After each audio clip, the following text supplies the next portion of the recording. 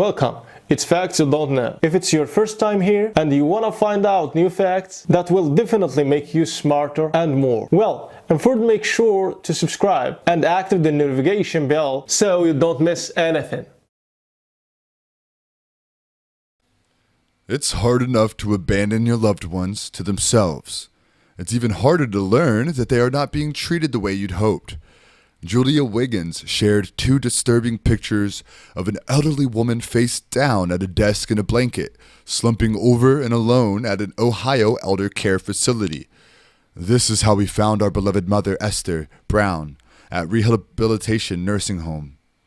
Wiggins said she had taken Esther's son, James, home to change clothes before they came back to the Alter Care Noble Ponds nursing facility to discover the disheartening sight.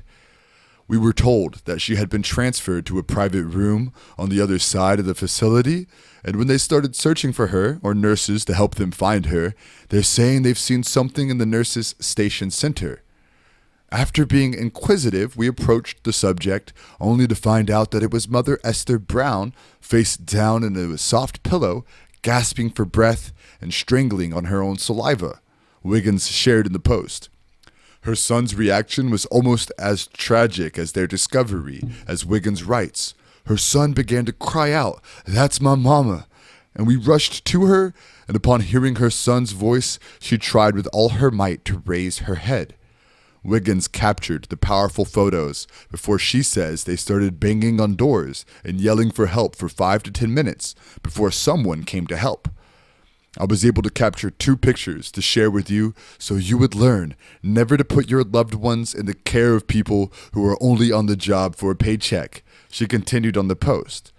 He is encouraging many people to make random calls to nursing facilities between the 2nd and 3rd hours. She shared her concerns further, saying that the nursing home was supposed to be the best in all of Stark County and that they continued to have issues at the facility. We have continued to be faced with issues at the nursing facility, Wiggins says. Wiggins brought back James again, and she claims no one responded to him, buzzing in 5 times in a row, at least not until she called to tell them he was trying to make contact. The nurse believed that the key to notify her had never come on to warn her. Wiggins didn't believe her for 1 minute because it was the same nurse she claims ignored her before. She says she's not done.